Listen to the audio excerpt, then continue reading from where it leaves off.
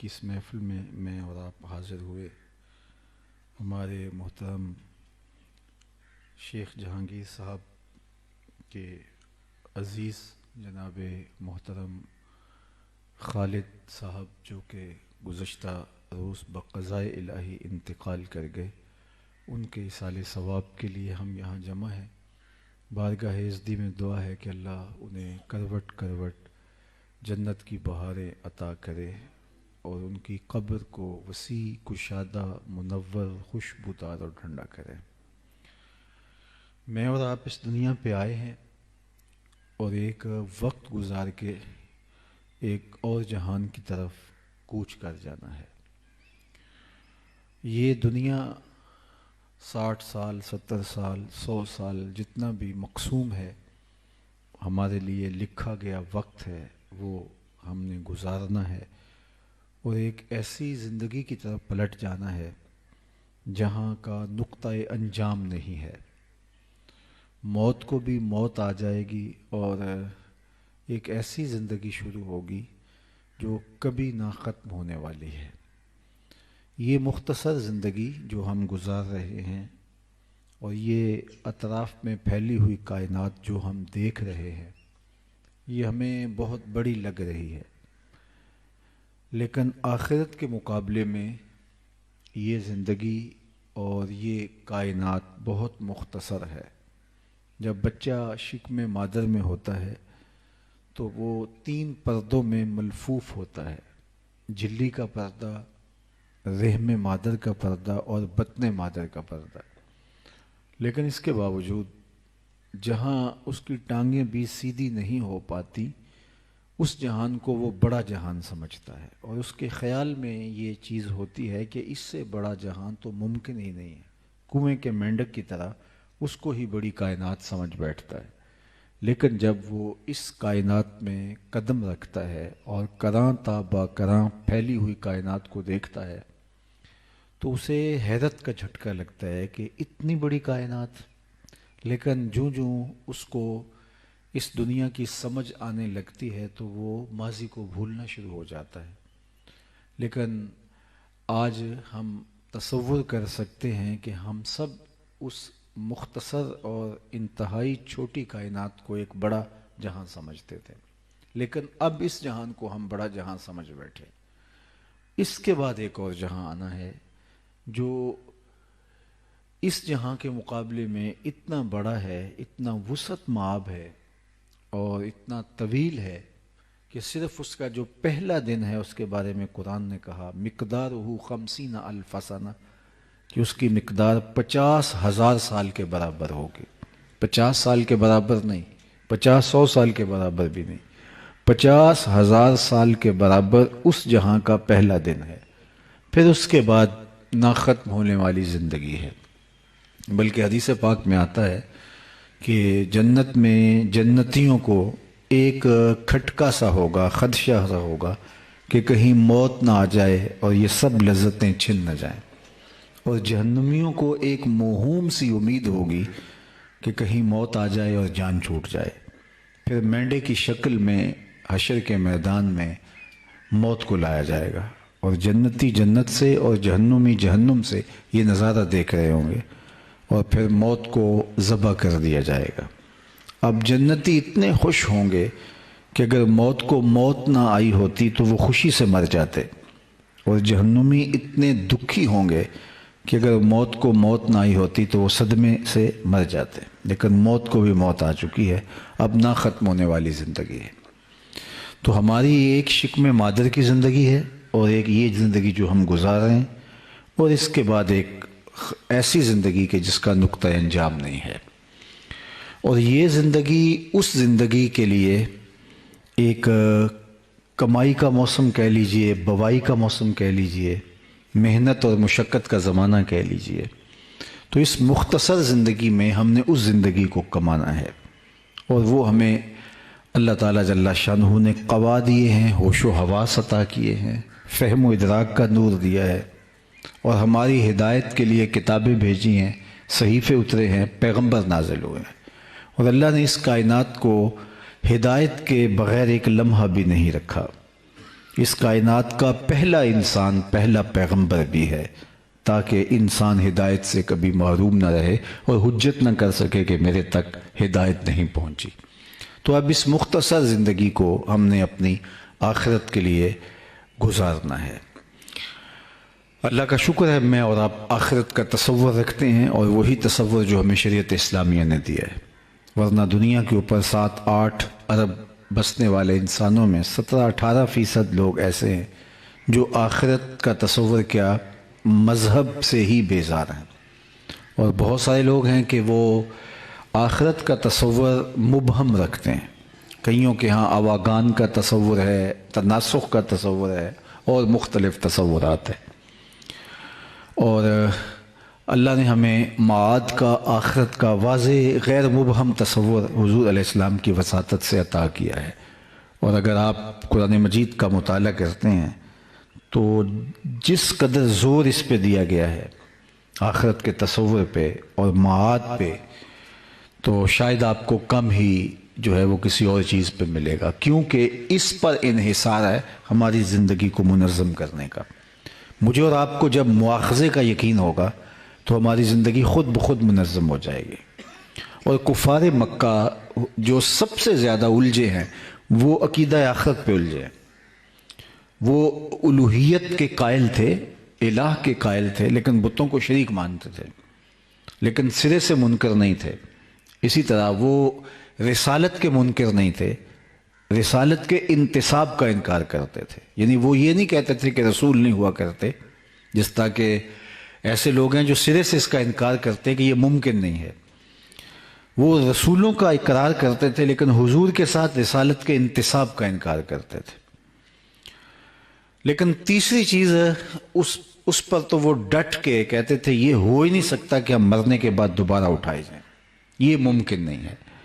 اور وہ کہتے ہیں یہ بات سمجھ میں نہیں آتی کہ جب ہم مر جائیں گے، ہڈیاں خاک میں مل جائیں گی، تو دوبارہ کیسے ہم اٹھائے جائیں گے۔ نضر بن حارث ایک کافر تھا، وہ ایک قبرستان سے گزر رہا تھا تو وہاں ایک بوسیدہ سی ہڈی اس کے ہاتھ لگی۔ اس نے اس کو اٹھایا تو وہ اتنی بھربھری تھی کہ وہ اس کے ہاتھ کے لمس سے ہی جو ہے وہ گرنے لگے۔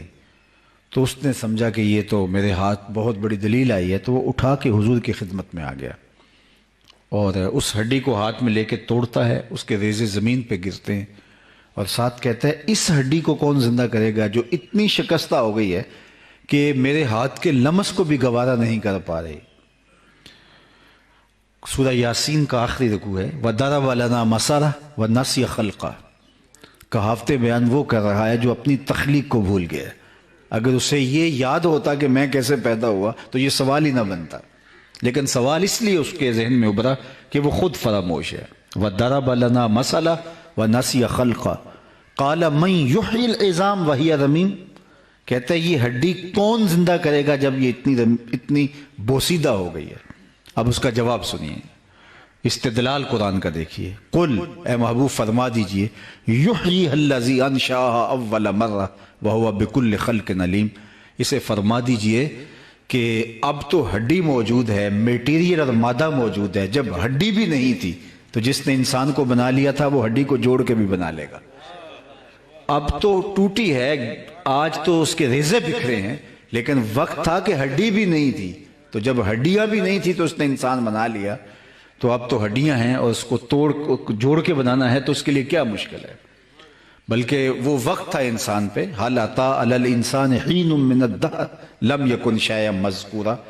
اس کا ناک نقشہ بھی نہیں تھا، قابل ذکر شے ہی نہیں تھا، لیکن اس نے اسے وجود بخشا، تشخص دیا، اسے صورت دی، اس کو جمال بخشا، آنکھوں میں روشنی رکھی، کانوں میں شنوائی کی طاقتیں رکھی، زبان میں گویائی کی قوت رکھی، بولنا سکھایا، سوچنے سمجھنے کی صلاحیت دی، اٹھنے بیٹھنے کا انداز سکھایا، اس کے اعضاء کو توازن بخشا، حسن دیا، جوانی دی، اعتدال دیا، تسویہ فرمایا اس کا۔ تو کہا کہ یہ تو اس کا نقشہ تک نہیں تھا، میٹیریل اور مادہ تک نہیں تھا، تو اب تو ٹوٹی ہوئی ہڈیاں پڑی ہیں تو ان کو جوڑنا اس کے لیے کیا مشکل ہے۔ تو فرمایا کہ محبوب فرما دیجئے قل یحییھا الذی انشأھا اول مرہ وہو بکل خلق علیم۔ اسے فرما دو کہ ان ہڈیوں کو وہی زندہ کرے گا کہ جب ہڈیاں بھی نہیں تھی جس نے بنایا تھا، آج ہڈیوں کو جوڑ کے بھی بنا لے گا، اس کے لیے کوئی مشکل نہیں، اور وہ ہر تخلیق کو خوب جانتا ہے۔ تو معاد کا جو تصور ہے وہ ہماری زندگی کے اندر نظم پیدا کرتا ہے، اور یہ جتنا مضبوط ہوگا اس قدر زندگی خود بخود منظم ہوگی۔ ہماری عدالتیں انصاف دیں یا نہ دیں، ملک لا قانونیت کی نظر ہو جائے، جو بھی ہو، اگر میرا اور آپ کا عقیدہ آخرت مضبوط ہے تو ہمیں بدی سے وہ عقیدہ روکتا ہے کہ ہم اللہ کے حضور پیش ہونا ہے۔ وہ ایک عدالت ہے جو لگنی ہے، وہاں نہ جج بکے گا، نہ گواہ کرائے کے ملیں گے، نہ انصافی کا تصور تک نہیں ہے، اور وہاں ترازو پورا پورا تولے گا۔ ثم لتسألن یومئذ عن النعیم، اور ایک ایک نعمت کے بارے میں سوال ہوگا، اور اللہ اپنے سامنے سے بندے کے قدم ہٹنے نہیں دے گا جب تک اس سے 4 سوال نہیں پوچھ لے گا۔ عن عمرہ فیما افناہ، اس کی عمر کے بارے میں کہاں گزاری ہے۔ عن شبابہ فیما ابلاہ، اس کی جوانی کے بارے میں پوچھے گا کہ تیری جوانی کہاں گزری ہے۔ اس کے مال کے بارے میں 2 سوال ہوں گے، کمایا کہاں اور خرچ کہاں کیا۔ علم کے بارے میں پوچھا جائے گا، جو علم پڑھا اس پر عمل کہاں تک ہوا۔ تو وہ تو ایک عدالت ہے۔ دنیا کے نظم کمزور بھی ہوتے ہیں، کبھی نظم دنیا کا ٹھیک بھی ہو جاتا ہے، کبھی عدل و انصاف کا دور دورہ ہوتا ہے، کبھی لا قانونیت ہوتی ہے، یہ ہوتا رہتا ہے۔ لیکن عقیدہ آخرت اگر جمع ہوا ہے اور روحوں میں اترا ہوا ہے اور پختہ ہے، اور اس کا ایک اللہ نے سبب یہ پیدا کیا کہ لوگوں کی اموات ہمارے سامنے ہونے لگیں۔ جس طرح پہاڑ ایک بار ہی پیدا ہو گئے تھے، آسمان یک بارگی تخلیق ہو گئے تھے، جتنا پانی اللہ نے تخلیق کرنا تھا ایک بار ہی تخلیق کر دیا، زمین ایک بار ہی بنا دی، تو جتنے لوگ بنائے جانے تھے وہ بھی اللہ ایک بار ہی بنا دیتا، اور جس طرح آسمانوں کو لپیٹا جائے گا اور زمین کو سمیٹا جائے گا، اس طرح قیامت میں سب لوگوں کو موت آ جاتی۔ تو ایسا بھی تو ہو سکتا تھا، لیکن اس نے ایسا نہیں کیا۔ لوگ پیدا بھی ہوتے ہیں اور ہم سے جدا بھی ہوتے ہیں، اور یہ وہ چیز ہے جو عقیدہ موت جو ہے اس کو تزلزل نہیں ہونے دیتی۔ اور آپ کو کتنے دھرم، مذہب، مسالک، الہامی، غیر الہامی مذاہب، دین ملیں گے، کوئی موت کا انکار کرتا دکھائی نہیں دے گا۔ حتیٰ کہ لوگ وجود باری کے منکر ہیں لیکن موت کا منکر کوئی نہیں، اس لیے کہ اپنی آنکھوں کے سامنے دیکھتے ہیں۔ موت ہے ہنگامہ آرا کلزم خاموش میں، ڈوب جاتے ہیں سفینے موج کی آغوش میں، اپنی آنکھوں کے سامنے ہم دیکھتے ہیں۔ اس لیے یہ اللہ نے ہمارے لیے ایک چیز رکھی ہوئی ہے، معاد کا انکار ہوتا ہے، موت کا انکار نہیں ہوتا۔ لیکن اگر موت بھی مخفی ہوتی، جس طرح ہم اپنی آنکھوں سے نہ دیکھ پاتے، تو معاد کی طرح لوگ موت کا بھی انکار کر دیتے۔ تو یہ چیز ہمیں منظم کرتی ہے کہ ہم نے ضرور اس دنیا سے چلے جانا ہے، یہاں بالآخر یہاں سے ہمارا کوچ ہونا ہے۔ اور دوسری بات اللہ نے یہ فرمائی کہ ہمارے لیے ہماری موت کے وقت کو مخفی رکھا، تاکہ ہر ساعت، ہر لمحہ ہم اس کی تیاری میں لگے رہیں، اور کسی وقت بھی پیغام اجل آ سکتا ہے، اور ہم جو ہے وہ جب بھی اس کا سندیسہ آئے، اس کا پیغام آئے، ہم اس وقت اپنے آپ کو تیار پائیں، چونکہ پھر ایک لمحہ بھی تقدم اور تاخر نہیں ہوگا۔ تو یہ ہماری سانسیں پگھلتی چلی جا رہی ہیں، لمحہ لمحہ ہم موت کے قریب ہو رہے ہیں۔ کتنے لوگ ہم سے بچھڑ گئے، اگر ہم ماضی کی یادداشتوں پہ زور دیں تو کتنے ہمارے اسکول میں ہمارے ساتھ پڑھنے والے، بچپن میں ہمارے ساتھ کھیلنے والے، کتنے لوگ جن سے کاروباری مراسم رہے، رشتہ داریاں تھیں، ہمسائیگی تھی، کتنے لوگ ہیں کہ ایک کائنات ہے اگر ہم اپنے ذہن پہ زور دیں۔ بعض اوقات کوئی شخص ملتا ہے تو اس کو دیکھ کے کوئی بندہ یاد آتا ہے، اور مدتیں ہوئی وہ اس دنیا سے چلا گیا، تو کتنے لوگ چلے گئے۔ اس طرح ہم بھی اسی ہجوم میں گم ہو جائیں گے، اور یہ وقت بہر صورت آنا ہے، اور موت ایک اٹل حقیقت ہے اور امر واقعہ ہے، اور جب آئے گی تو ایک لمحے کا تقدم اور تاخر نہیں ہوگا۔ تو جب یہ طے ہے اور ہم نے ایک ایسی عدالت میں پیش ہونا ہے، تو پھر مجھے اور آپ کو ہر لمحہ اپنے حساب کو بے باک رکھنا پڑے گا، اپنے معاملات کو تاک رکھنا پڑے گا، اور اس عدالت کی پیشی کے لیے ہمیں اپنی تیاری کرنا ہوگی۔ حضرت سری سختی رضی اللہ تعالیٰ عنہ جلیل القدر بزرگ گزرے ہیں، وہ فرماتے ہیں میں تو اس بات سے ڈرتا ہوں کہ اپنے رب کا سامنا ہی کیسے کروں گا، باقی باتیں تو بعد کی بات ہیں، حساب کھلیں گے، نامہ اعمال کھلے گا، میں تو اس بات سے خوف زدہ ہوں کہ سامنا کیسے کروں گا۔ اور علامہ اقبال علیہ رحمہ 2 قدم آگے بڑھ کے بات کر گئے. وہ کہتے ہیں میں تو اس بات سے ڈرتا ہوں قیامت کے دن رسول اللہ کا سامنا کیسے کروں گا. تو غنی از ہر دو عالم من فقیر. اللہ اکبر. کہتے ہیں اللہ تو غنی ہے اور میں فقیر ہوں، تو روز قیامت میرے اعمال کو نہ کھولا جائے، مجھے یوں ہی معاف کر دیا جائے. اور اگر میرا نامہ اعمال کھولنا ضروری ہوا تو میری یہ گزارش ہے، از نگاہ مصطفیٰ پنہا بغیر، حضور کی نگاہوں سے میرا نامہ اعمال اوجھل رکھا جائے. اللہ اکبر. تو یہ وہ تصور ہے معاد کا، آخرت کا، اللہ کے حضور پیش ہونے کا، کہ جو مجھے اور آپ کو منظم رکھتا ہے. اور یہ جتنا مستحضر رہے، جتنا ہمارے خیال کے اوپر طاری رہے، اس قدر ہی ہماری زندگی منظم رہتی ہے. لیکن جب غفلت آنے لگتی ہے تو پھر ہم گناہوں کی دنیا میں پھنس جاتے ہیں. اسی لیے حضور نے فرمایا لذتوں کو توڑنے والی کو یاد کیا کرو. عرض کی یا رسول اللہ لذتوں کو توڑنے والی کیا ہے؟ قال الموت. فرمایا موت. موت لذتوں کو توڑتی ہے، خواہشات کی بیخ کو نہیں کرتی ہے. تو یہ ایک تصور ہے جو ہمیں عطا کیا گیا، اور ہمارے سامنے ہمارے اپنے لوگ، ہمارے ہمسائے دوست، ان کے جنازے اٹھتے رہتے ہیں. حضرت یعقوب علیہ السلام اللہ کے جلیل القدر پیغمبر گزرے. انہوں نے اسرائیل سے عہد لیا ہوا تھا کہ میری روح قبض کرنے کے لیے اچانک نہیں آنا، پہلے کوئی قاصد بھیج دینا تاکہ میں موت کی تیاری کر لوں. تو انہوں نے وعدہ کر لیا. پیغمبروں سے وعدے ہو سکتے ہیں. تو ایک دن حضرت اسرائیل حاضر ہوئے تو پوچھا کیسے آنا ہوا؟ کہا قبض روح کے لیے آیا ہو. کہا تم نے تو وعدہ کیا تھا اچانک نہیں آؤں گا، پہلے کو قاصد بھیجوں گا، اور تم اچانک آ گئے. کہا حضرت میں نے تو قاصد بھیجے تھے. فرمایا میرے پاس تو کوئی نہیں آیا. کہا آپ کے سامنے کتنے لوگوں کی موت واقع ہوئی، یہ میرا قاصد نہیں تھا تو اور کیا تھا. آپ کی داڑھی میں سفید بال آ گئے، یہ میرا قاصد نہیں تھا تو اور کیا تھا. آپ کی کمر میں جب خم آتا ہے، یادداشت کھونے لگتی ہے، طبیعت میں اضمحلال پیدا ہونے لگتا ہے، چلتے ہوئے ٹھوکریں لگتی ہیں، بولتے ہوئے لکنت آنے لگتی ہے، نظر کم پڑنے لگتی ہے، تو سمجھ لو کہ پیغام موت آ گیا ہے. اور یہ تیزی کے ساتھ ہم موت کی طرف بڑھ رہے ہیں. حضرت عمر کا دربار لگا تھا. ایک شخص آیا اور اس نے گزرتے گزرتے آواز لگائی یا عمر لا تنسا موتک. عمر اپنی موت کو نہیں بھولنا. دربار سجائے بیٹھے ہو، موت کو بھی یاد رکھنا.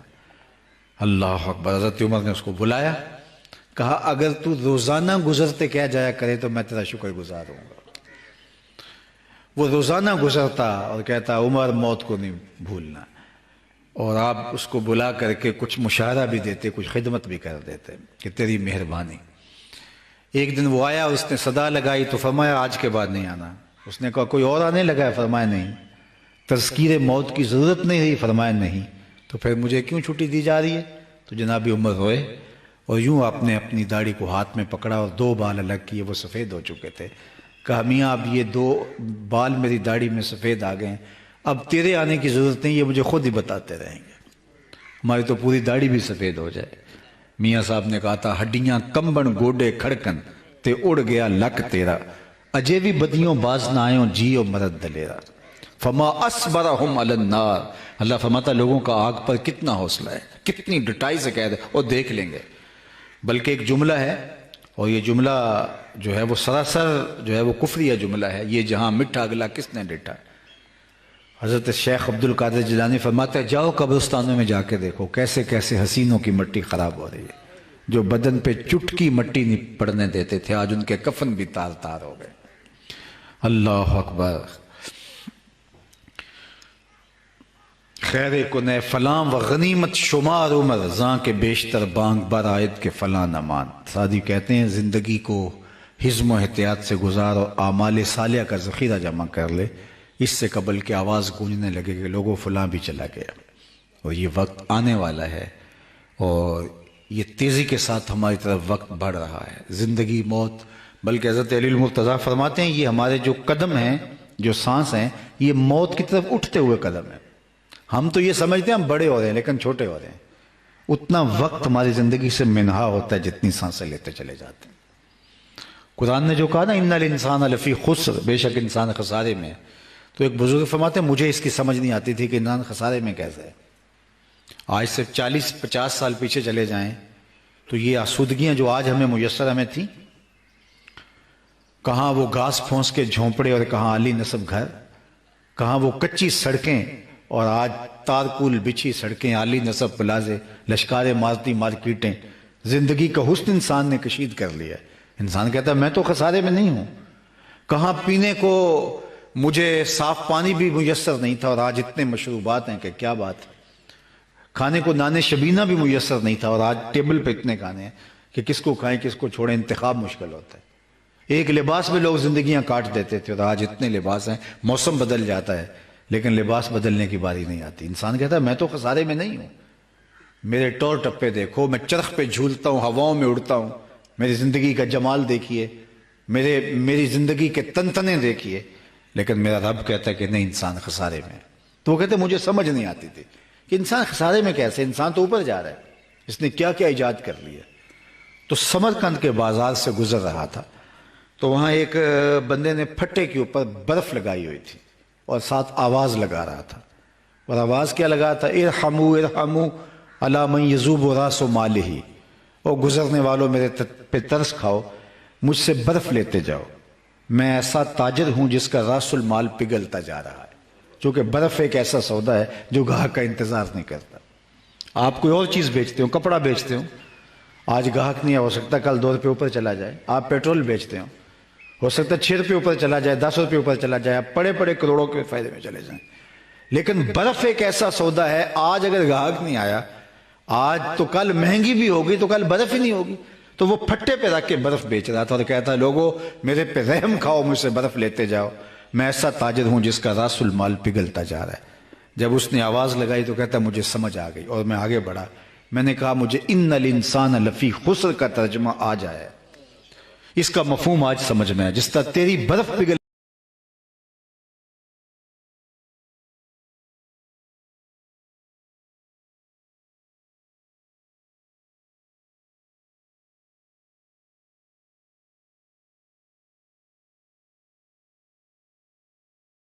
رہی ہے، میری زندگی پگھل رہی ہے، تیری برف قطرہ قطرہ پگھل رہی ہے اور میری زندگی سانس سانس پگھل رہی ہے۔ اور اگر تو اس برف کو آج بیچنے میں کامیاب ہو جاتا ہے، اس کے بدلے میں درہم، دینار، پارچہ جات، غلہ جات کچھ لے لیتا ہے تو 4 آنے بچ جائیں گے، اور میں بھی ان کے بدلے سجدہ کر لیتا ہوں، قیام کر لیتا ہوں، درود پڑھ لیتا ہوں، کسی دکھی کے کام آ جاتا ہوں، تو یہ میری سانسیں کام آ جائیں گی، ورنہ یہ سانسیں تو سو کے بھی گزر جائیں گی اور آوارگی میں بھی گزر جائیں گی۔ تو یہ اللہ نے ہمیں جو مختصر زندگی دی ہے، اس زندگی کو ہم نے حزم و احتیاط سے گزارنا ہے، اور یہ کوئی بہت لمبی کہانی نہیں ہے، سمٹی ہوئی زندگی ہے۔ آج کل تو ویسے ہی حضور نے ارشاد فرمایا کہ میری امت کی عمریں 60-70 کے درمیان ہوں گی، اور بعض علاقوں کے اندر تو اور بھی سمٹ گئی عمریں۔ تو 60 سال بھی اگر آپ عمر لیتے ہیں تو اس میں سے تیسرا حصہ تو ہم سو کے گزارتے ہیں، 8 گھنٹے روز بھی سوئیں تو 60 سال میں سے 20 سال تو گزر گئی، 20 سال تو سو کے گزاری، باقی 40 سال بچے۔ 15 سال 14 سال یہ عدم بلوغت کی عمر ہے جس پر کوئی پرسش نہیں، وہ بھی نکال دیجئے، باقی 25 سال رہے ہمارے پاس۔ روزانہ 1 گھنٹہ بھی واش روم میں مختلف اوقات میں لگائے تو 3 سال یہ نکل جاتے ہیں۔ میرے ایک دوست نے مجھے حساب نکال کے دکھایا کہ 17 سال بنتی ہے جو آپ کے پاس صافی عمر ہے۔ آپ بکرا یا جانور خریدتے ہیں قربانی پہ تو کہتے ہیں یہ اس کو اگر تولیں تو یہ بیل جو ہے یہ 5 من کا ہے، لیکن صافی گوشت 3 من ہی نکلے گا، باقی انتڑیوں میں اور چیزوں میں نکل جائے گا۔ تو زندگی صافی جو ہے وہ 17 سال بچتی ہے، اگر 60 سال ہے بھی تو، ویسے تو ایک سانس کا نہیں پتا۔ تو ان 17 سالوں کو سنبھال کے گزارنا ہے، جس نے گزار دی وہ کامیاب ہو گیا، اور جو یہ 17 سال بھی سنبھال کے نہ گزار سکا وہ نامراد رہ گیا۔ اسی لیے حضرت داتا گنج بخش علی حجویری علیہ رحمہ کہ مرشد شیخ ابو الفضل الختلی فرماتے ہیں الدنیا یوم ولنا فیہا صوم، دنیا ایک دن ہے اور ہم روزہ رکھ کے گزار رہے ہیں، گزر جائے گی، چاہے جتنی بھی طویل ہوئی تو گزر جائے گی۔ تو میں اور آپ اپنی زندگی کو آخرت کے لیے گزارنا ہے، لیکن اس کا دوسرا پہلو بھی عرض کر دوں، اور وہ یہ آخرت کے لیے زندگی گزارنے کا یہ معنی اور مطلب اور مفہوم یہ نہیں ہے کہ ہم ترک دنیا کریں، ہمارا دین ہمیں ترک دنیا کا درس نہیں دیتا، لا رہبانیت فی الاسلام، اسلام میں رہبانیت نہیں ہے۔ لیکن دوسرا پہلو اس کا یہ ہے، ترک دنیا کا درس بھی نہیں دیتا لیکن غرق دنیا کا درس بھی نہیں دیتا۔ ترک دنیا بھی نہ کرو اور غرق دنیا بھی نہ ہو جاؤ۔ صوفیہ فرماتے ہیں ایسے رہو جس طرح کشتی پانی میں رہتی ہے، پانی میں رہتی ہے لیکن پانی کو اپنے اندر نہیں آنے دیتی۔ کشتی پانی میں رہے تو خود بھی تیرے گی اور اس کے اوپر جو سوار ہیں ان کو بھی ساحل مراد کرے گی، لیکن اگر پانی کشتی کے اندر آ گیا تو اس کو لے ڈوبے گا۔ کہا تم دنیا میں رہو، دنیا تمہارے اندر نہ رہے۔ اگر دنیا تمہارے اندر اتر آئی تو پھر کچھ باقی نہیں بچے گا۔ اب امام ابو نعیم الاصفہانی 4 صدی کے مجدد اور محدث ہیں، وہ فرماتے ہیں من نظر الی الدنیا نظر الحب اخرج اللہ تعالی من قلبہ نور الیقین والزہد۔ جب دنیا آپ کے اندر اتر آتی ہے تو پھر آپ کے دل سے زہد اور تقوی کا نور رخصت ہو جاتا ہے، پھر دنیا ہی دنیا ہو جاتی ہے۔ اور اسی دنیا کے بارے میں باہو نے کہا تھا ادی لعنت دنیا ہوتے پوری دنیا دارا ہو۔ جب ہمارا اوڑھنا بچھونا دنیا ہو جاتا ہے، ہماری خواہش دین سے آگے چلی جاتی ہے، دین پیچھے رہ جاتا ہے، خواہشات آگے ہو جاتی ہیں، آرزویں آگے چلی جاتی ہیں، اور دین معاد آخرت سب کچھ تاکہ اپنا آپ بھی ہمارا پیچھے رہ جاتا ہے۔ ہم اپنی خواہش کے غلام بن جاتے ہیں، آرزوؤں کے نوکر بن جاتے ہیں، تو پھر سوائے بربادی کی اور کچھ نہیں ہے۔ تو اس مختصر زندگی کو اس طرح سے گزارنا ہے کہ اس زندگی کو اللہ اس کے رسول کے حکام کے دائرے اور سائے میں گزارنا ہے، تو ہماری دنیا بھی نہیں بگڑتی۔ ہم جو کھیتی بوتے ہیں اور اس میں جو چڑیاں آ کے چگ جاتی ہیں تو وہ بھی ہمارے نامہ اعمال میں صدقہ لکھا جاتا ہے۔ ہم جو اپنی بیوی کے منہ میں لا کے جو ہے وہ کوئی چیز برگر کھلا دیتے ہیں یا کچھ اور، ما وعدہ فی امرا فہی صدقہ، فرمایا جو تم جا کے اپنی بیوی کو دیتے ہو اس سے وہ خوش ہو جاتی ہے، تمہارے نامہ اعمال کے اندر وہ بھی صدقہ لکھا جاتا ہے۔ یعنی تمہارا دین سراسر جو ہے وہ تمہاری تمام ضروریات کا کفیل ہے۔ تو دین کا مطلب یہ بھی نہیں ہے کہ ترک دنیا کر دیا جائے۔ 3 چیزیں فرمایا آدمی کی خوش بختی سے ہیں: اچھا مکان، الدار الواسع، کشادہ مکان۔ دوسری بات فرمائی کہ المرکب الحنی، کہ اچھی سواری، اور تیسرا فرمایا کہ المرأۃ الصالحہ، نیک بیوی۔ تو یہ دنیا کی چیز، اور دنیا فرمایا متاع ہے، اور اس کی بہترین متاع نیک اور صالحہ بیوی ہے۔ تو اسلام ترک دنیا کا درس تھوڑا دیتا ہے۔ اللہ کے محبوب علیہ السلام نے ایک صحابی کو دیکھا کہ وہ چوزے کی طرح کمزور ہے۔ حدیث میں اس کی کمزوری کو بیان کرنے کے لیے استعارتاً استعمال کیا گیا کہ وہ چوزے کی طرح کمزور ہے۔ تو فرمایا کہ تو اللہ سے کوئی دعا مانگی تھی؟ اس نے کہا جی میں نے اللہ سے دعا مانگی تھی، شاید وہ قبول ہو گئی۔ کیا دعا مانگی تھی؟ میں نے عرض کیا تھا مالک جو بھی دکھ تکلیفیں ہیں آخرت کے حصے کی بھی دنیا میں دے دے مجھے، تاکہ میری آخرت صاف ہو جائے۔ تو مجھے بہت ساری بیماریاں، دکھ، اذیتیں اور تکلیفیں پہنچ رہی ہیں، شاید میری دعا قبول ہو گئی ہے۔ تو حضور علیہ السلام خوش نہیں ہوئے، بلکہ فرمایا تو نے یہ کیوں کہا کہ آخرت کے حصے کی تکلیفیں دنیا پہ آ جائیں؟ تو نے یہ کیوں نہیں کہا ربنا آتنا فی الدنیا حسنۃ وفی الآخرۃ حسنہ، اللہ مجھے اس جہاں میں بہتریاں دے دے، اس جہاں میں بہتریاں۔ تو ہمارا دین ایک بھرپور اور ایک زندہ اور ایک فعال دین ہے۔ انسانی فطرت کو ملحوظ رکھا گیا اس دین کے اندر۔ تو اس لیے ہمارا دین پہ عمل کرنا ہمیں دنیا سے لا تعلق نہیں کرتا، لیکن وہ دنیا جو ہمارا اوڑھنا بچھونا بن جاتی ہے اور دین ثانوی حیثیت اختیار کر جاتا ہے، تو پھر وہ سوائے بربادی کے اور کچھ نہیں۔ تو اس لیے یہ اٹھتے ہوئے جنازے، یہ پھیلی ہوئی قبریں، یہ ہم سے بچھڑتے ہوئے لوگ ہمیں جھنجھوڑ کے جاتے ہیں کہ میاں ہم سب کو چھوڑ کے دیکھو جا رہے ہیں، اور ہمارے پیچھے تم بھی آنے والے ہو، قبل اس سے کہ وہ وقت آئے کوئی حجت نہ رہے اور ہم ہاتھ ملتے رہیں۔ کل کا پچھتاوا آج کا پچھتاوا اس سے بہتر ہے کہ ہم کل پچھتائیں۔ وقت پر کافی ہے قطرہ بھی آب خوش ہنگام کا، جل گیا جب کھیت برسا میں تو پھر کس کام کا۔ قیامت کے دن تو میں نے یہ بھی پڑھا ہے کہ نیکوکار بھی پچھتائیں گے۔ بدکاروں کا پچھتانا تو سمجھ میں آتا ہے، نیکوکار کیوں پچھتائیں گے؟ جب اپنے اچھے اعمال کی جزا دیکھیں گے تو پچھتائیں گے جو چند لمحے ضائع کر دیے وہ بھی کیوں ضائع کر دیے، وہ بھی اس کی یاد میں، اس کے ذکر میں، اس کی محبت میں گزارے ہوتے۔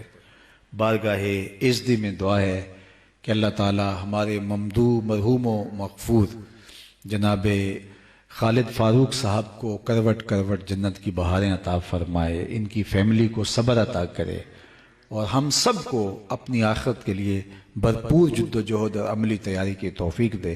وآخر دعوانا ان الحمدللہ رب